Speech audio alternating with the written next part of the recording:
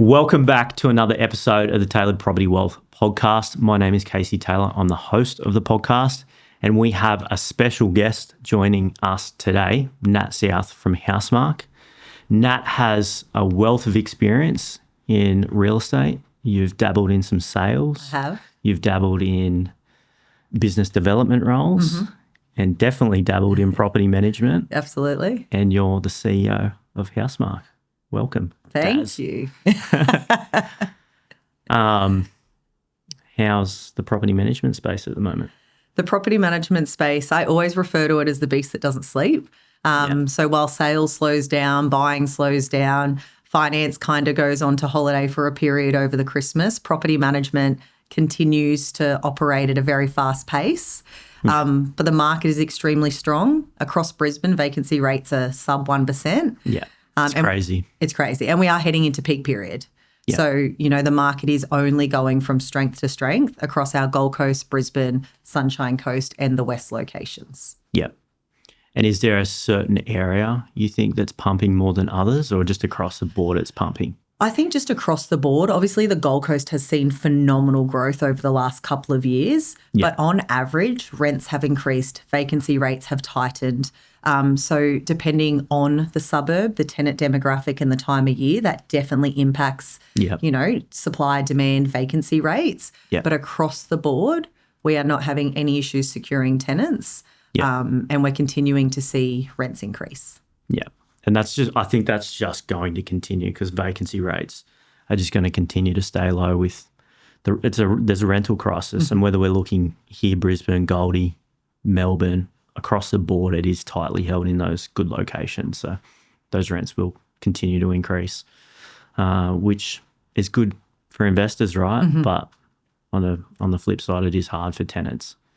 I think it does give us an opportunity to continue to work closer with the tenant community though. Yep. When we do meet a great tenant at a property but they've missed out, because it's challenging for tenants in the current market. They're going to open homes after open homes and they're getting denied, but they're great tenants. Yep. And not because they haven't got good applications, but we can only move one tenant into a property. So I think it's a real opportunity in the market now for the right property management teams to work with the tenants that they are meeting and then utilise that in terms of that cross-pollination across other landlords' properties to make sure that we are placing the tenants into the right homes with the right landlords, which ultimately will result in increasing the landlord's return on investment and having really quality tenants in their properties. Yeah, 100%. I think I saw you share, I don't know if it was on Housemark or your personal, this morning, I think it might have been another BA, and you were able to secure a tenant for them. I think it was pre-market or off-market for that tenant. Yeah, absolutely. And it's just working the database, right? Absolutely, yeah. So that was that we hadn't gone to market for that property. Yeah. So purchase price was just over 1.3. Yeah. Rental return was $1,050 on a 12-month lease. Yeah. It settled on the Wednesday, and the tenant's moving in Friday. Yeah, it's awesome. So vacancy was next to non-existent. Now, that's not normal. Yeah. Normally, we need a little bit more turnaround time, but we had access prior working with the sales agent. And I think that's the other thing in the market as well is having those relationships with buyers agents, with sales agents, with our partners that allows us to leverage access or prior to settlement to get better outcomes for our landlords. Some of those special conditions you can put in a contract. We try and put it in a lot of the time. It's not always the case because there's so many different factors, right, going into each individual deal. But if you can get prior access and start to be proactive with some of those things, you just reduce that vacancy, right? Definitely. And I think case-by-case basis, like you said, if it's going to lose the deal, don't put the conditions in. Yeah. Because it's the marketplace, right? Sometimes beggars can't be choosers. You got to just take what you can get. It's competitive. Yeah. So don't lose the deal over it. But even if it's not in the contract, in the conditions, you don't ask, you don't get. So our team will happily ring the selling agent and if it's vacant specifically and chat to them. And even though maybe you haven't been able to put it in the conditions because of the seller, doesn't mean that we wouldn't have an existing relationship to then leverage to call and ask for a favour. So I think that's the beauty of, our business has been built off relationships. You do the right thing and that will come back tenfold. And then that helps everyone in that kind of ecosystem. Yeah. Touching on that, your relationships that you have with Housemark, you've got, 3,000 managements in 6 years? Yeah. What do you think has been key to building to 3,000 managements in 6 years? That's a really great question and one I get asked really often. So we're at 3,300 now, and that's been organic growth. So our strategy isn't to acquire rent rolls, it's to organically grow. And the secret to our success is relationships. Property management is such a challenging industry. It's undervalued, it's underqualified, it's been underpaid for a very long time, and we deal with people's properties and their problems. Like, it is also sometimes not the most rewarding industry to work in. Yeah. But by turning it into a relationship-based property management business, we've really built strong strategic partners that recommend us and trust us. And that has given us that rather than going B2C, we go B2B. So we work with a business, a buyer's agent or someone in the sales space, and we do a really good job for them. And we trust them and we build a relationship with them and we do a great job for their clients. And then they continue to recommend us. Yeah. Very much so like the relationship we have in that space. Like, if you send a client to us, there's nothing we won't do to make sure that client gets a 10 out of 10 outcome. And that's for the client, but it's also because of the relationship we have with you. Yeah. And we're like that with all of our partners. And then that's because our business growth has been built on that. That's then rolled onto our culture in our property management team. So our whole structure in our business is built so our senior property managers can be relationship managers with our landlords. Yep. They can pick up the phone. They can provide trusted advice. They can be available. We run a 24-hour response time. We respond to our landlords within 24 hours, and that's measured daily. And my PMs are phenomenal at it. Yep. Doesn't mean that there's not something that slips through the cracks. But 99% of the times, our landlords are getting really prompt, proactive communication, which it doesn't only happen in the PM industry. It's a hard industry to keep that level of service, I think, because like you touched on, it's a problem-based business, right? Mm-hmm. You're dealing with problems and finding solutions all the time, whether it be problems with tenants, problems with repairs, maintenance, all that sort of thing. So being on top of that is imperative to stand out. And I think if investing was easy, everyone would do it. Yeah, and I 100%. often say that to our first-time investors. Like, you will at some stage look at your husband, look at your wife, and you'll go, why did we do this? Yeah. And I always talk like eyes up. The reason we did this was to build wealth. We're not doing this for short term. We're doing this for long term, Nat. 10, 20, 30 years down the track, you're going to look back and be grateful that you pushed through some of those more challenging situations. 100%. And you see some people who we see with investors, sometimes it's like, no, this is too hard, when they give up and they might sell the property, and it's like then they miss out on this growth even in just a 2-3 year period, let alone once you're starting to talk decades, which is, it's powerful to hold on and just keep pushing through it, right? Definitely. And I always say to our landlords, so we have an investment services department in our business, and essentially that department is there to help our landlords understand if there's any opportunity to buy, if they're looking at selling, why are they selling? If they need to sell because their holding costs are too much, could we refinance them? Yep. If they need a higher yield to purchase another property or increase equity, could we do a renovation to increase the rent? So we have a whole department dedicated to that. Now, we don't buy, we don't sell, we only do property management. Yep. But that's when we go back to our trusted partners to say, hey, this landlord has, $300K worth of equity in their property. They weren't usable equity. They weren't even aware they could, but they want to build their portfolio. So let's help them get from 2 to 3. And we often talk to landlords and they want to sell just because they've given up. It's too hard. And I always say to our landlords, you never regret the property you buy in the future, but you always regret the property you sell. 100%. I look back on my first property in Logan. Should have held on to that bad boy. The prices have had substantial growth. Now, it got me from 1 to 2, 2 to 3, and it's been a journey. Yeah. But stepping stones. Definitely. But I look back on that and I was like, why did I sell those properties? Yeah. So hindsight's a beautiful thing, isn't it? Yeah. I was only just saying to someone yesterday that we were talking to about Logan and some certain suburbs like Woodridge, Slacks Creek, that have negative stigma, still do. Mm-hmm. It's a nationwide stigma, a lot of people know, but 5 years ago they were under 300K and now they're selling 700-800K, right? I just saw one sell auction in Woodridge, 1.1 mil. Excuse me. It's crazy. Substantial. Yeah. Yeah. So, hindsight is a wonderful thing. You just got to hold on and get through those challenging times. And get in the market. Yeah.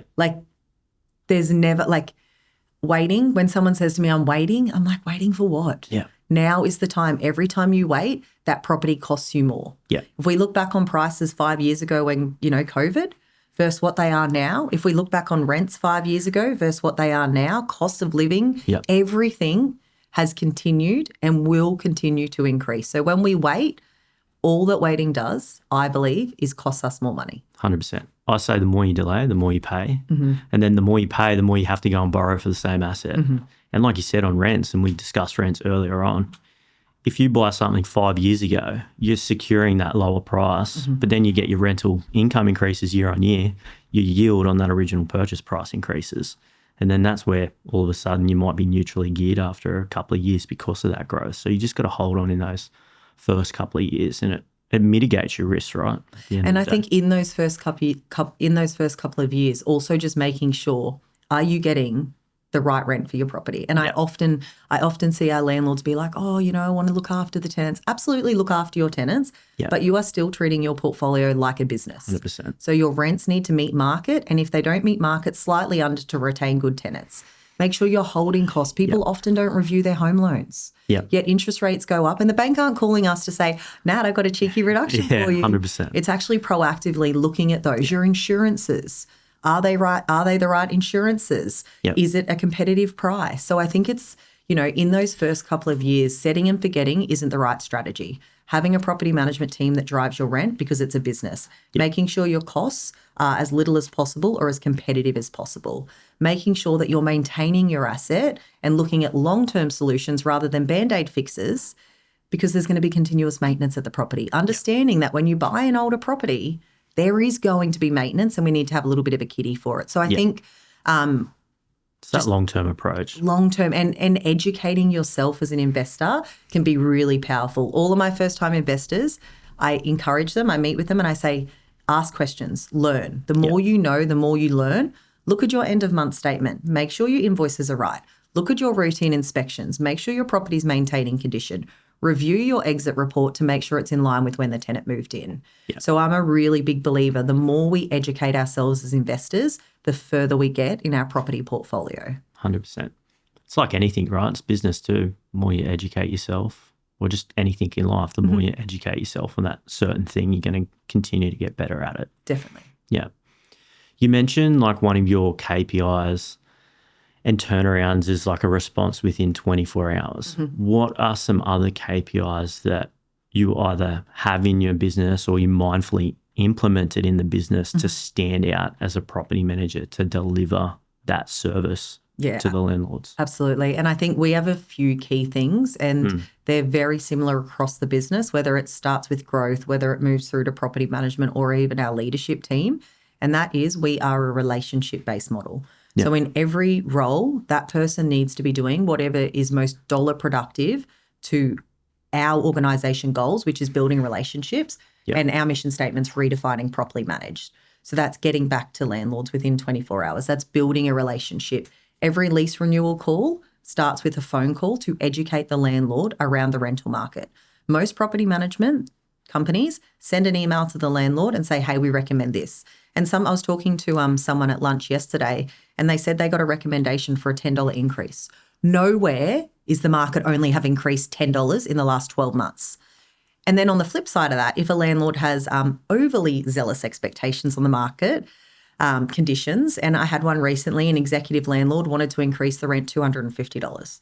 Now, the executive market is strong, especially in this time of year, but we secured a premium price for that property when we first rented it. And they are good tenants and the cost to relet that property is substantial. So just educating them on those numbers. So our whole model around the dollar productive task for each person in our business has been built off to drive service and communication and education to our landlords. Investment services is a massive point of difference for Housemark. No other property management agency in Queensland is helping their landlords strategically understand their portfolios and helping them navigate that direction. And we have a whole department committed to it. And then I think, for us, property management only. We don't have sales supplementing us. There's no $10,000, $20,000, $30,000 dropping into our account for every sale or, every buying, whatever that looks like. It's not the side piece of the business, right? It's our main focus. So if we don't have happy landlords, we don't have good rents and we don't have low vacancies, we don't have a business, Yeah. which helps us have a better culture, helps us retain better staff. It helps us drive the leasing process really well. You know, that lease renewal process, industry average runs a 53.6 for NPS scoring. We run that at an 89.6. So That's high. but that's where we drive rents for our landlords and communicate, negotiate with our tenants and keep good tenants where necessary. So that property management only has been a really large contributing factor to our success with our partners, but also with our landlords, because they understand it's our main bread. It's not like I'm a hands-on CEO, I'm a hands-on business owner. I actually understand what the challenges are. I've been a property manager myself.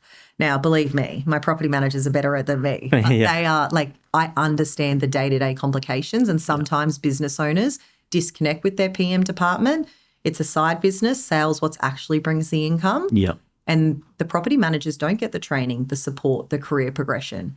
Industry average is 8 months, and it's because they're not getting the support they need. Legislation changes. Yep. Someone needs to roll out training and process on that. So I think that property management only component has been a very big contributing factor, and it's a big point of difference. It's why people choose us. Yeah, I love that. I think there's a lot of agencies out there, we see it a little bit, that they're just using their property management team almost as a database, right? So they can get those resales in the future. But everything in between, which is funny, you think you would nurture it and service that a lot better because your database would be stronger.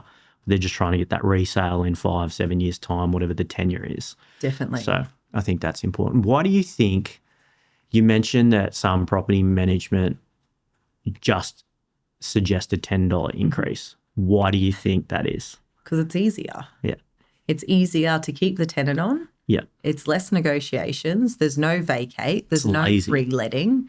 Unfortunately, it is easier. And to that property manager's defence, no one's probably educated them on why they need to drive rents for their landlords. Yeah. Why they need to make sure that we are increasing those ROIs so that they can retain the properties. They probably haven't been taught how to negotiate. So it's easier, and that's why they do it. But in the defence of property management, they don't know anything else. So our property managers have a specific process, and we have a process around that lease renewal. And I believe they have a genuine understanding around why we do what we do. This comes back, like you said, to that education piece and just having a holistic, long-term vision of that, right?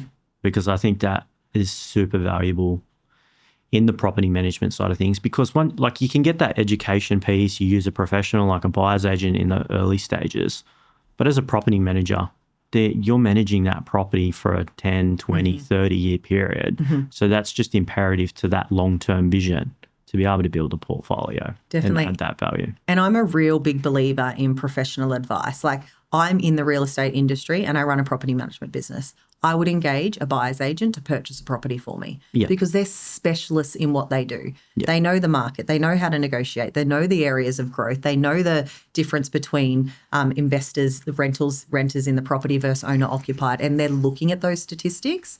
And the same when it comes to property management. You need a property management expert. And if you don't have that, it can be detriment to your investment journey. Yeah, you're only as good as your team, right? Definitely. So you need to level that up wherever you can across that journey for sure. You were consulting to Housemark for a number of years. I was. And maybe what you've already spoke about today is why you joined. But why did you join and decide to become CEO and run the business ultimately? Yeah, absolutely. So when I started consulting with Housemark, I had a 2-year-old. I was pregnant. I had never had any intentions to being back in a business full-time until the kids were in school. But I started consulting at Housemark, and Jonathan Bell's our managing director. And you've never met a mind like his. You've never met someone who can see opportunity, who you can have a conversation with and you walk away inspired time and time again. Yep. So meeting him and working alongside him and seeing what the vision was at Housemark, I couldn't say no. Now, it took me a long time. Johnny chipped away, 5 hours, 10 hours, 20 hours, general manager. And then I, had the opportunity to join the business in a business owner capacity. Yeah. And would have I done it with any other business? No, I got offered. It was just this business, this vision. our mission. Like, it gives me goosebumps, and I'm so passionate about it because the opportunity Johnny gave me is now my why as to why I do what I do at Housemark. Yep. You know, I was a BDM on the tools for 3.5 years, signed 900 managements, phenomenal what I learned and what I did there, but never did anyone show me that there was more on the table for me in that organisation than a BDM. No leadership, no business owner. Yep. There was no growth, no career planning. So, that was all I knew because I'd done BDM for 3.5 years. It wasn't until I started consulting and then met Johnny, and he took me on this journey and kind of showed me what was possible. Yeah. And he believed in me before I believed in me. Like, he was like, oh, you're the general manager. And I'm like, I'm not, what do you mean? Then he's like, you're the CEO. And I'm like, who's making me CEO? Like, and it was his belief in my skills and my capacity and what I could do with the business. Yeah. And he supported me with that until I believed it enough myself. Yeah. And I think now for me, having that opportunity to do that with our team, you know, Nick DeRosa running our Gold Coast location, Jordan Slinger 3 years ago was a BDM at one of the top Ray White agencies, and he's now associate director in our Sunshine Coast location. Yeah. So being able to now pass that on to others was the why I said yes, was because of Johnny's vision and what Housemark I knew had the capability to do. And gosh, is it a different business from when I joined at 1,000? Pure hard work and energy that business has been built on. Now it's on process, it's on people, it's on relationships. But he's ultimately why I said yes to joining the business. And now the people in the business and the opportunities we create is what drives me every single day. Yeah, I love that. And I think that's something as a business owner, and that's something I'm trying to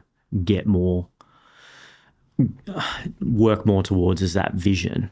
What he painted that vision for you. How did he paint that? What? He lived it, he breathed it, he said it, he showed it, he pieced it together, like, and it's always been super, super clear. So our mission statement or our vision at Housemark is to change the status quo in the property management industry. Now that's our vision with our employees. So turning the ugly stepsister into the cool kid, helping property managers build a career, not a job, helping property managers earn north of $100,000, helping property managers be a mum, but also be flexible in that approach. So we have a very crystal clear vision, and we believe that everything starts with a crystal clear vision. And it doesn't matter what the vision is, but if everyone knows it, you're all heading in the same direction. And then for our landlords, our partners, it's redefining properly managed. So providing a level of service and a relationship in the industry that's not seen. And if we can do that, then we can naturally do this. I love that. Leading into, and some things you might be open to share, some things you might not want to, but what is the vision for Housemark over the next few years? Absolutely. What's the plan? What are the goals? 10,000 properties under management. It's 10,000. 10,000 properties under management. Is there a period in time you want to get to that, or that's just a long term we want to hit 10,000? The one thing you got to love about Johnny is whatever a business should be able to do in 10 years, he wants to do in 3 years, which I absolutely love him. It's one of the things that drives us, and it's like that why can't we mentality. So why can't we have 10,000 properties under management in the next 3 years? Fucking love that. It's just, and I've mapped it. It's actually, I did a trip to Melbourne recently, and I got pen and paper out and I mapped out, we're at 3,300 now. What does 10,000 look like? And when you break it down across multiple locations, it's actually much more achievable. Someone hears 10,000 managements in 3 years, which is we need to increase our current rent roll by over, 6,700. It's substantial. Yeah. But when you break it down across our locations and where we want to go over the next 3 years, if you get the right people, it's definitely achievable. Yeah. And I think once you're at 3,000 in 6 years, you've kind of laid that foundation. You learned so much along the way, so you can just streamline that whole process to ramp it up and get those numbers, right? Absolutely. And it starts with the right person. So we got Jordan Slinger. He's the right person to lead our Sunshine Coast location. That's gone from 0 to over 300 managements in 15 months. We've got Nick DeRosa leading our Gold Coast location. That business is now north of 450. Yep. So it's about finding, for me, someone says, will you open an office in Newcastle? If I had the right operator, why can't we? Why not? It's all about the right people. So someone could ring me tomorrow and say, hey, I want to open Housemark Ipswich, or I want to open Housemark Toowoomba, or I want to open Housemark Sydney. And if they were the right operator that had a vision the same as ours, we would support taking them on a journey from employee to business owner and open a new location with them. We've got the foundations. We've got the blueprint. Yeah, I love that. People are so important, right? And those right people in the business. People are everything. Like I hire for character, not for capability. Yeah. I can teach someone to be a really good property manager. It isn't the most complex role in terms of the day-to-day, learn legislation, learn how to negotiate. But what I can't teach someone is to want to do the right thing by a landlord. What I can't teach someone is to understand the relationship that we have with you and how important that is and prioritize that in every action we do. So for me, I hire for character. Capability is important. And obviously if the capability didn't come, then we'd need to reassess it. Yep. But for me, do I like this person? Can they build a relationship? Do they have good energy? Are they going to positively impact our landlords, our partners, and our culture? Yeah, that proactive, happy to learn, happy to take on feedback and continue to grow. Definitely. Yeah, which is just part of the culture, right? And that delivers results. Poor culture, poor results. Yeah. Good culture with the right leaders and the right process and the right vision, there's no reason why your organisation shouldn't have phenomenal results. Yeah. What do you think in the culture, what's important in culture, not obviously systems, processes, there's different bits and pieces, but what are some of the core things you find in culture that are important? Definitely. There's a few things, that mentality. Property management is a very negative industry and there's a lot of limiting beliefs.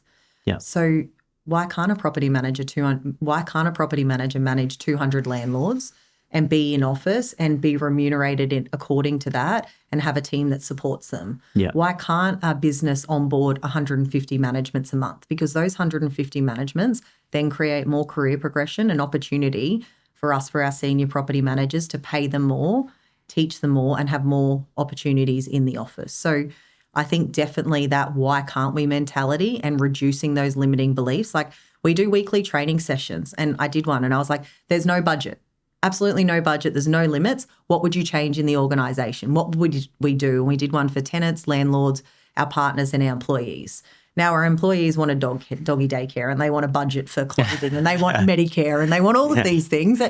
Why can't we have some of those things? Yeah. So like that why can't we mentality and really having a collaborative approach. Like we have a rule at Housemark that if we want to change a process, not one person does it differently, we all do it differently. So we either all agree and it becomes part of the way we do things, or we don't agree and we chat that out and we're all happy with that. Yep. So I think that's that one vision, that one mission, we're all heading in the same direction. Yep. So I think your team, that team aspect to thing is really important, and then a growth mentality. Yeah. So growth fixes all problems. Let's continue to grow. Let's continue to drive. Let's continue to take risks, calculated risks. Yeah. But we've got so much knowledge now around what we've done over the last 6 years that when a property manager comes to me and says, hey, Nat, can we try this? Well, absolutely. A property manager comes and says that they want to start to onboard new business for a certain strategic partner. Absolutely.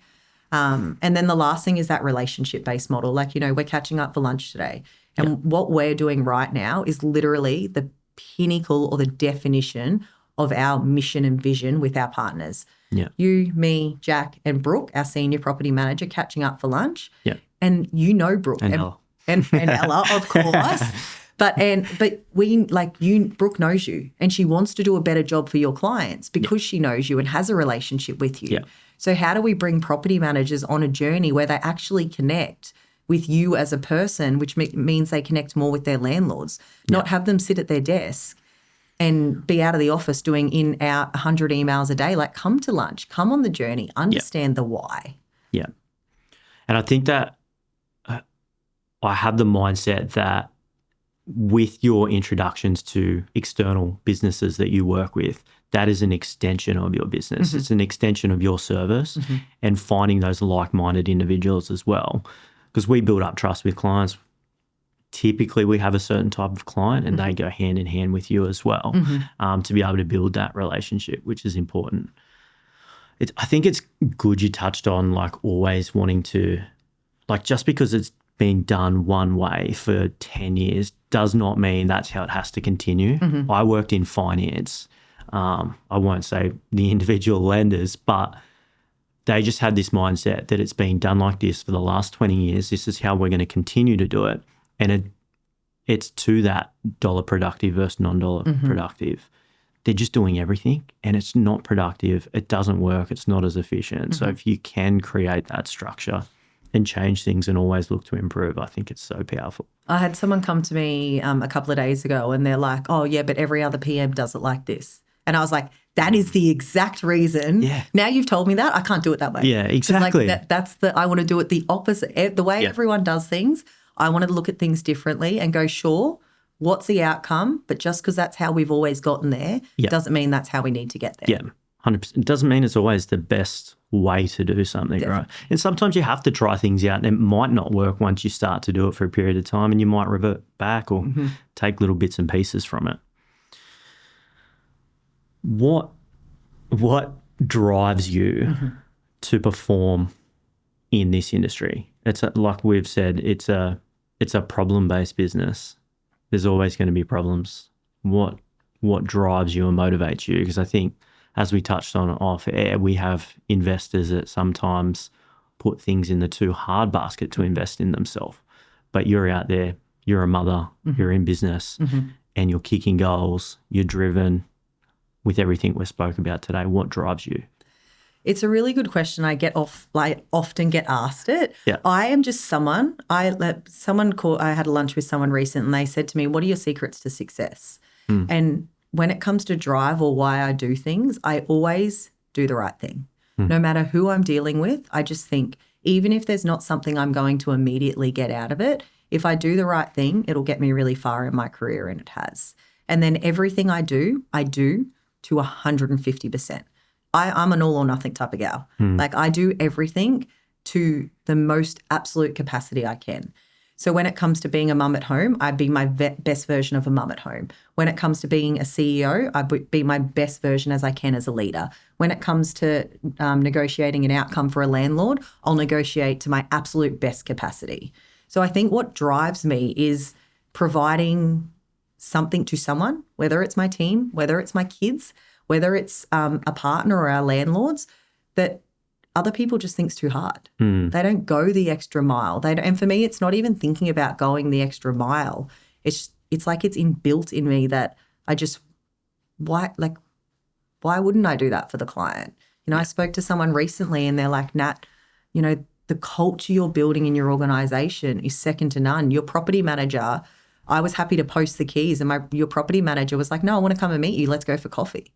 Like that drives me to hear that. Like, let's continue to build that. So for me, there's no secrets to success for me. I wish there was.